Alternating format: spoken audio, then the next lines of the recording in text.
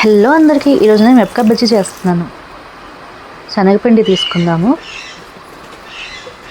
యాక్చువల్గా ఈరోజు ఫుల్ వర్షం పడుతుంది. ఈ వర్షంలో మిరపకాయ బజ్జీ తినాలనిపించింది, అందుకే చేస్తున్నాను. ఇందులో సాల్ట్ వేసుకున్నాను, ఇప్పుడు కారం వేసుకున్నాను.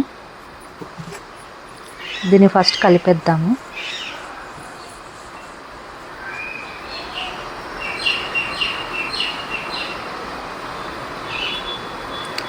మెల్లమెల్లగా వాటర్ పోసుకోవాలి.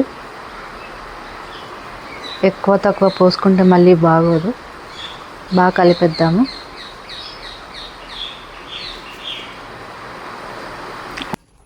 ఉండలు లేకుండా కలుపుకుందాము. ఈ మాత్రం కన్సిస్టెన్సీ చాలు. మిరపకాయ లోపల చింతపండు గుజ్జు రాసుకున్నాను, అప్పుడైతే మనకు కారం ఎక్కువ తగలదనమాట.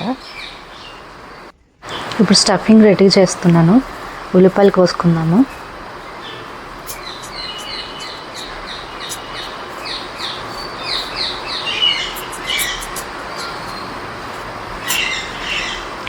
నిమ్మకాయ కోసుకుందాము.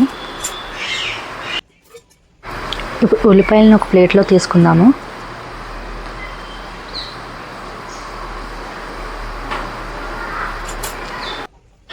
నిమ్మకాయ పిండుకుందాము అండ్ కొంచెం సాల్ట్ కూడా వేసుకుందాము.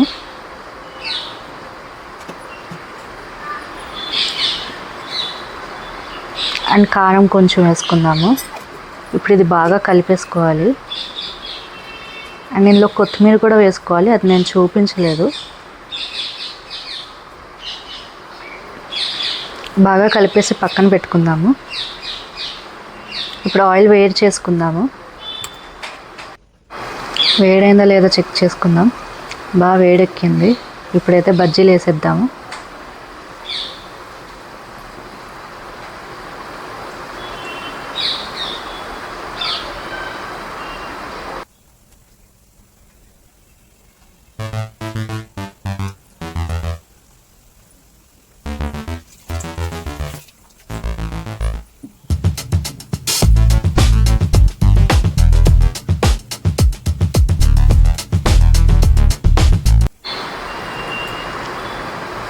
ఇప్పుడైతే తిప్పుకుందాము.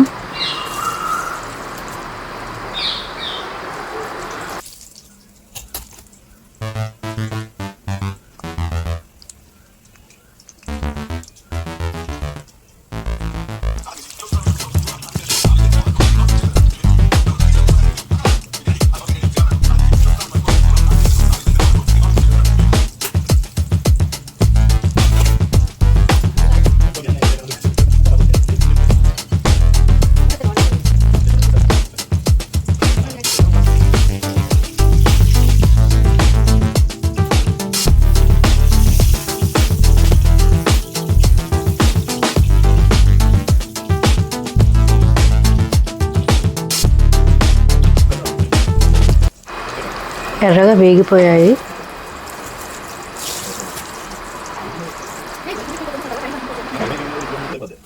ఇప్పుడు తీసేద్దాము.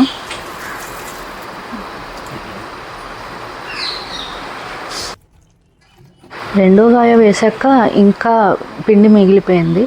అయితే ఉల్లిపాయలు కోసేసి అందులో వేసేసా అన్నమాట. అవి కూడా చేసేద్దాం ఇప్పుడు.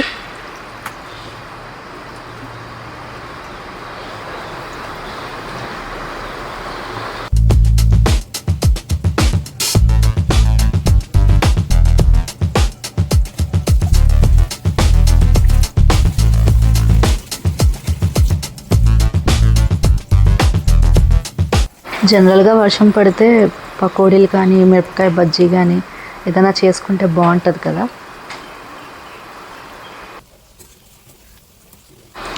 బాగా ఫ్రై అయిపోయాయి. ఇప్పుడైతే బయటికి తీసేసుకుందాము.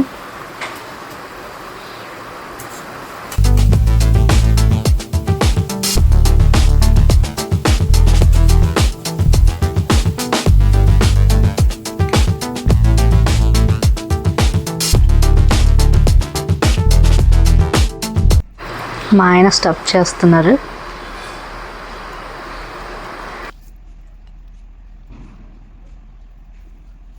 ప్లేట్ని బాగా రెడీ చేస్తున్నారు ఫోటో కోసం.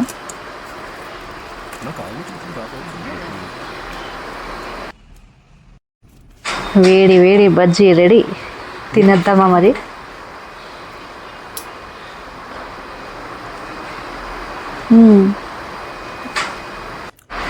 Thanks for watching this video. Bye.